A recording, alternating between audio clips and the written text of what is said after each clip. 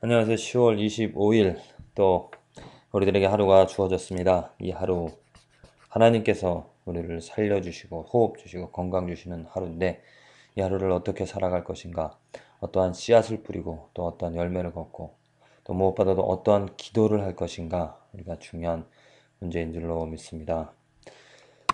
어제부터 저는 하나님께 기도하는 간절한 기도 제목은 구원하여 주소서, 구원하여 주소서,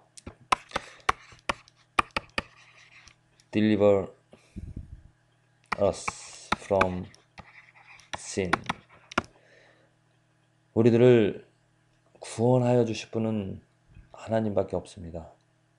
내가 노력으로 한다 하더라도 되어지지 않는 것입니다. 이것은 하나님께서 나를 어둠에서 밝음으로, 또 죄악 가운데 행하던, 또 그 지옥에 있던, 지옥으로 향하여던, 또 무의미 속에 살아가던, 불만족하며 살아가던 그런 우리들을 하나님께서 그리스도 예수의 복음으로 말미암아 우리들을 구원해 주신 줄로 믿습니다.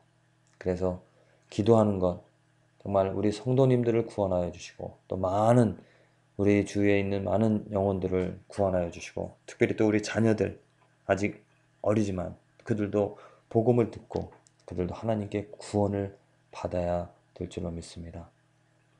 구원하여 주시옵소서. 구원하여 주시옵소서.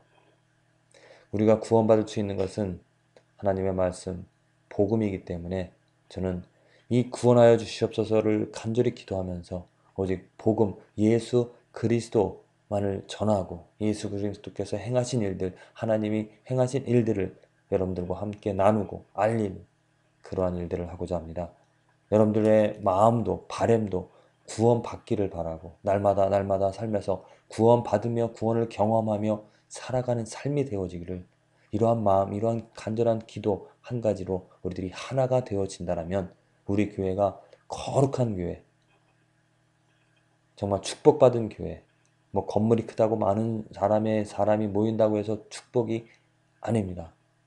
진정한 축복은 초대교회처럼 그 아나니와 삽비라가 거짓말한 것, 그것으로 인하여 그 죄가 드러나고 그 죄의 결과가 심판이 일어나는, 그 너무나 깨끗하게 거룩하기 때문에 온전히 예수 그리스도만 있기 때문에, 예수 그리스도의 피로 사신 순전하고 깨끗한 교회이기 때문에 조그만 죄가 있더라도 그것이 드러나고 그것을 또 우리가 회개하고 돌이킬 때 더 순전하고 깨끗한 교회가 되어지는 것, 이것이 축복된 교회이고, 또 내 삶에서도, 내 삶도 마찬가지로 축복된 거룩한 그러한 거룩한 깨끗한 그러한 삶이 축복된 삶인 줄로 믿습니다.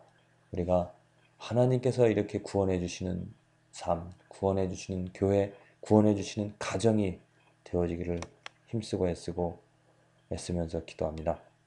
오늘 읽은 말씀은 열왕기하 6장, 디모데전서 3장, 다니엘서 10장, 시편 119편에서 119편 가운데 1절에 24절입니다. 열왕기하 역시 엘리사가 행하는 일들이죠. 예, 아무로 희한한 이도끼가 네 도끼냐 하는 그런 우리나라 그 옛날 이야기처럼 엘리사가 성도가 이제 그들이 거할 처소를 막 짓다가 도끼를 잃어버렸습니다. 그때 도끼를 엘리사가 구하죠. 그리고 또 이스라엘을 엘리사가 그 아람 군대로부터 하나님의 능력으로 하나님께서 저들의 눈을 멀게 하고 멀게 하여서 구하는 그런 이야기가 기록되어져 있습니다. 그리고 디모데전서 10장 감독의 자격, 또 집사의 자격에 대해서 나와 있습니다. 너무나 중요한 말씀입니다. 감독, 우리는 목사로 지금 해석을 합니다. 그리고 집사, 일꾼입니다. 교회를 섬기는 일꾼, 교회를 섬기는 그 일꾼조차도 어떻게 보면 종인데, 교회의 종인데 아무나 종이 될 수는 없습니다. 이 교회를 섬길 수 있는 종의 직분이 깨끗하고 순전하고 또 마치 감독과 같이 하나님에게 충실한 그러한 사람을 바울이 교회 감독과 집사로 세우라고 합니다. 정말 우리 주위에, 우리 삶에, 우리 교회에 감독이 될 수 있는 자격과 집사의 자격이 될 수 있는 사람이 있다라면 축복입니다. 그런데 정말 그 말씀대로 말씀에 나와 있는 그 자격을 갖추고 있는 사람이 얼마나 있을까요? 우리들은 그러한 사람이 생겨나도록 또 그러한 사람이 감독과 집사가 되어서 목사와 집사가 되어서 많은 사람들에게 본이 되어지는 예수 그리스도를 나타내는 예수 그리스도를 가르치는 내가 예수 그리스도 때문에 이렇게 살아간다라고 그리고 모두가 다 그렇게 본을 받으며 살아갈 수 있는 그러한 교회가 된다라면 정말 축복이 되어질 것입니다. 우리 교회를 위해서 기도하면서 정말 거기 나와 있는 그 자격대로 모든 사람들이 저뿐만이 아니고 우리 또 이제 집사가 되실 분들이 생겨나서 교회가 아름답고 순전한 교회가 순수한 교회가 되어지기를 기도합니다. 다니엘서 10장 역시 다니엘이 환상을 보는데 예수님께서 그에게 나타나셔서 그를 위로하시고 그에게 하시는 말씀 정말 환상이지만은 환상 가운데 그 예수님을 볼 수 있다면 만날 수 있다면 그 음성을 들을 수 있다면 얼마나 좋을까요?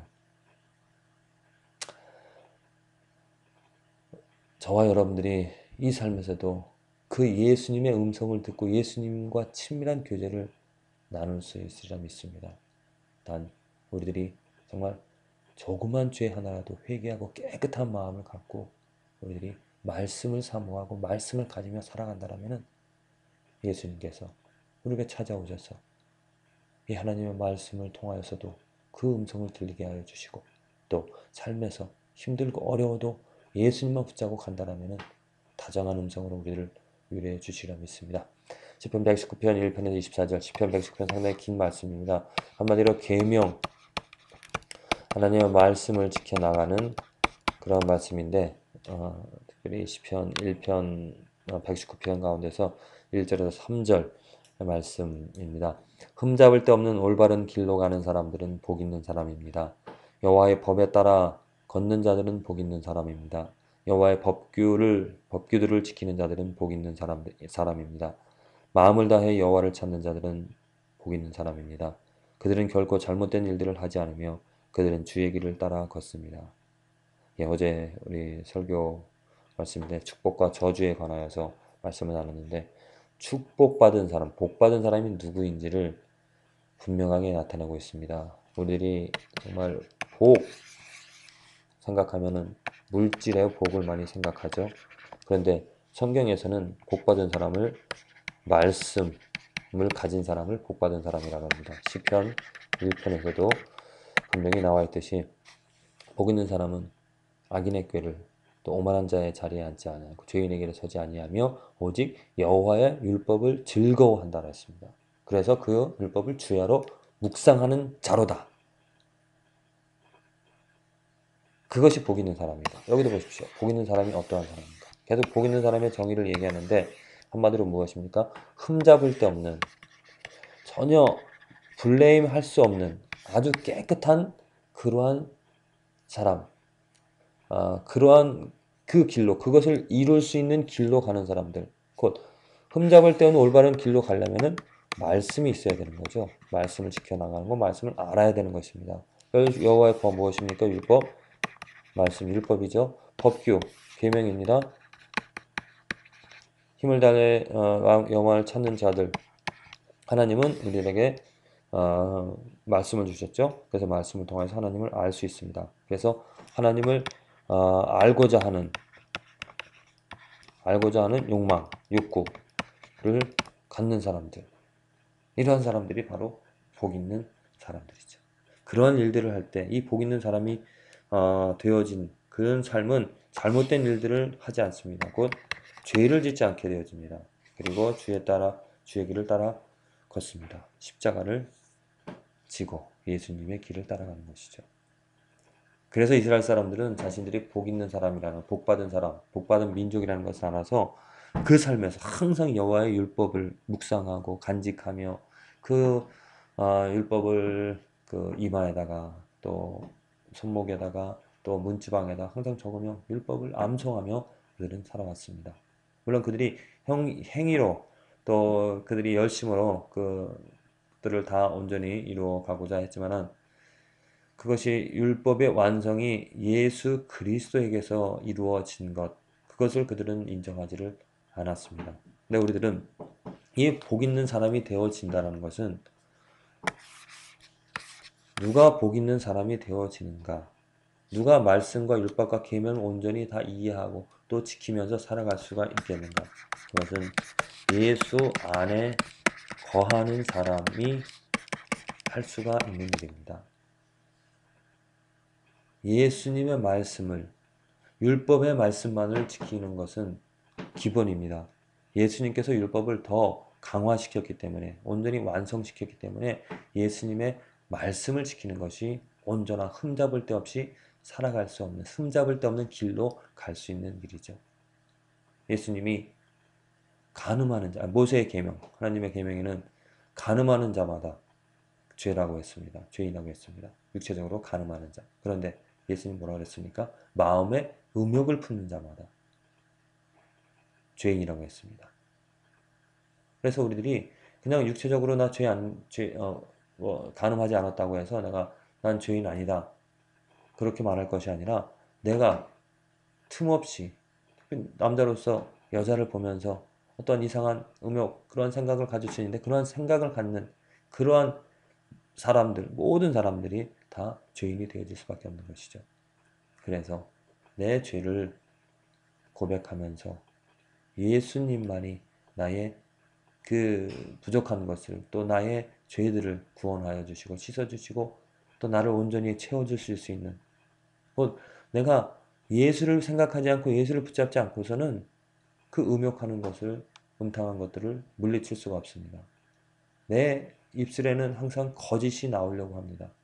그런데 내가 예수를 붙잡고 예수의 이름을 부른다 보면은 내 입에서 더러운 것이 나올 수가 없는 것이죠.